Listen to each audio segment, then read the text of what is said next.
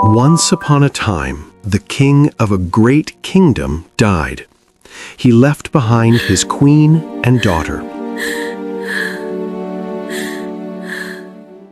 There was also a kind fairy who loved the princess very much. She helped the queen take care of her. When the princess grew up, her marriage was arranged with a prince who lived very far away. As the wedding day came near, she got ready to travel to the prince's kingdom. Her mother gave her many jewels and royal clothes.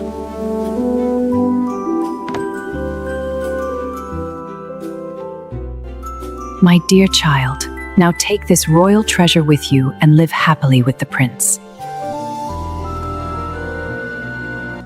She also sent a maid with her and placed the princess in her care. For the journey, each of them was given a horse. The princess's horse was a gift from the fairy. Its name was Oscar, and it could also speak. Wait a moment, I want to give you something. The fairy took a pair of scissors and cut off some of her hair. Here, keep this safely. Its magical power may help you on the way. Thank you. I will treasure it always.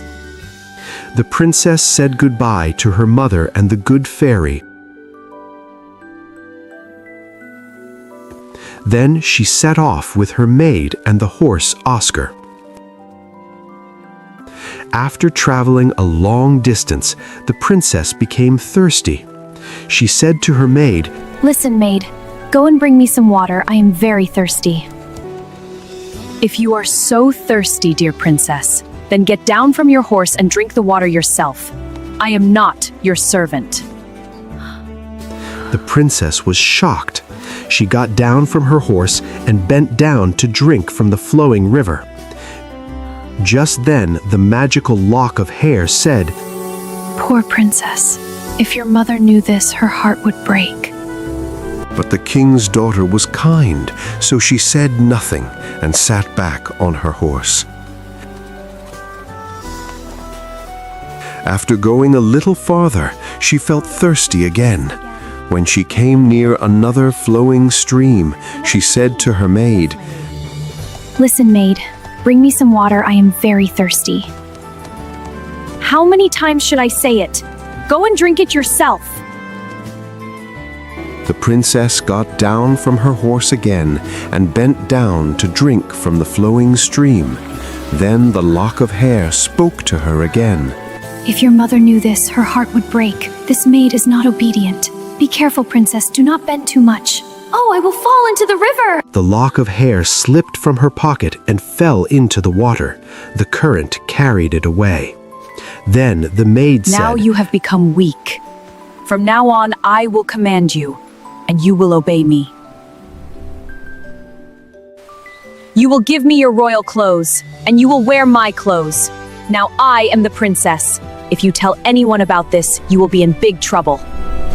The maid put on the princess's clothes and sat on Oscar, the horse. The real princess was made to sit on the black horse.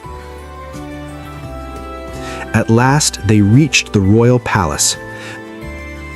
The prince came to meet them. He welcomed the maid, thinking that she was the real princess. Welcome to our royal palace, princess. I am very happy to meet you. Who is this girl? She is my maid, and also my companion, but I do not like her.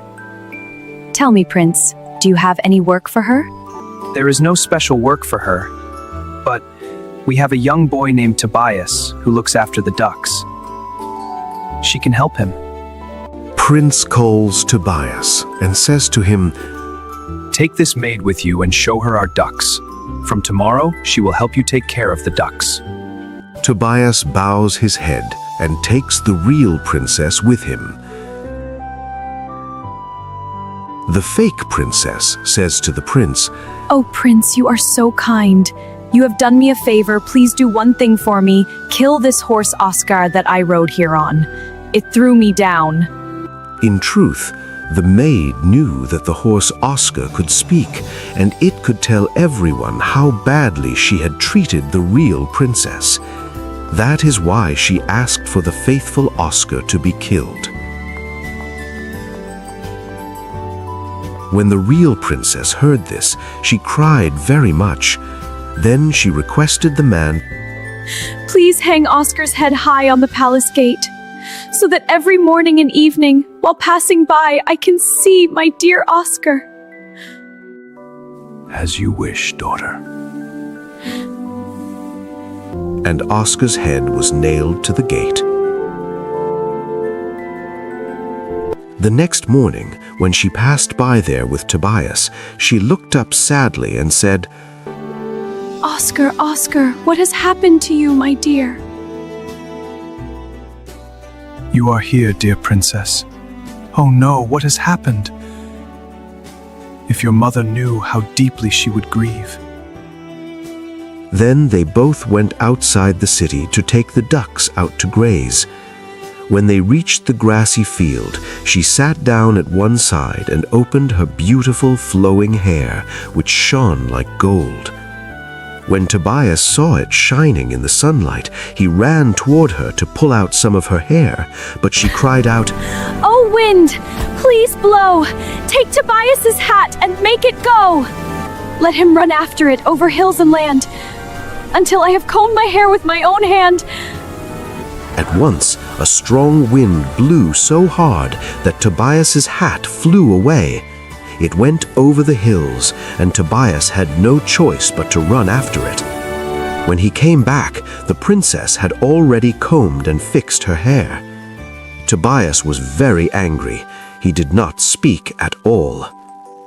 By the time they finished watching the ducks, it was evening. Then they all started walking back.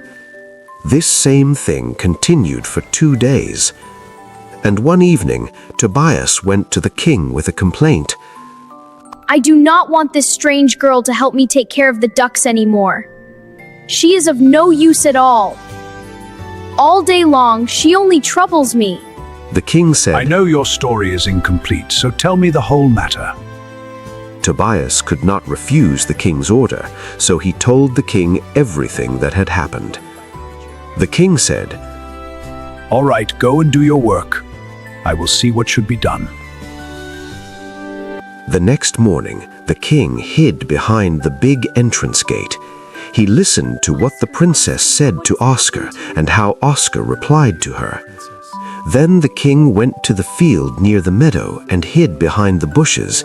With his own eyes, he saw how the princess opened her golden hair, shining brightly in the sunlight. Then he heard her say, Oh, wind, please blow. Take Tobias's hat and make it go. Let him run after it over hills and land, until I have combed my hair with my own hand. A strong wind came and carried Tobias's hat away. Tobias ran after it, and by that time, the princess had combed and tied her hair. The king saw all of this. Quietly, he went back to his palace. When the princess returned in the evening, the king called her to him. He asked, Who are you? What is your true identity? And what was all this that I saw with my own eyes? Tears began to fall from her eyes. If I tell anyone my story, I will lose my life. But the king insisted her so much that she could not stop herself. She told him her whole story from beginning to end. It was good for her, too, because it truly gave her peace. The king said, Now no harm will come to you, dear princess. I will give you justice. Now go and get dressed like a princess. When she was ready, the king was amazed to see her.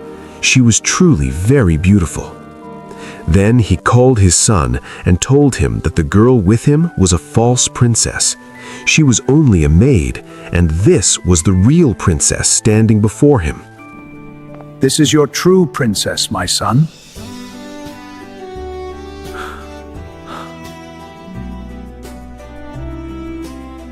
The young prince was very happy when he saw her beauty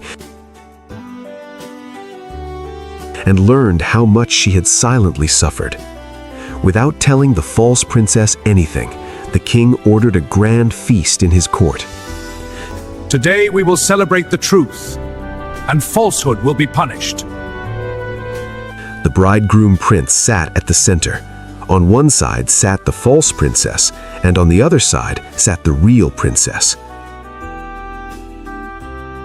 But no one recognized her because her beauty amazed everyone. She no longer looked like a poor girl because she was wearing royal clothes.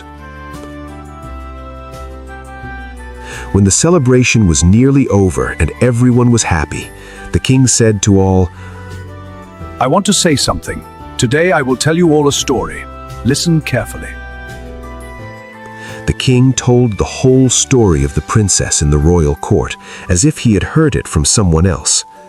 Then the king asked the false princess, If someone behaved like this, what should be done to her? What punishment would you give to such a lying girl? Nothing special. I would simply lock such a girl in prison forever. Then the judgment is made. Now prepare yourself to suffer that punishment.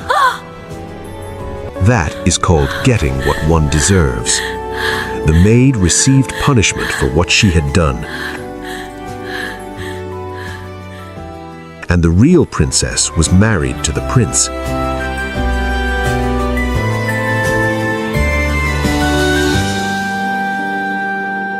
Both of them became king and queen and lived in peace and happiness. Then the fairy also came there, blessed them both,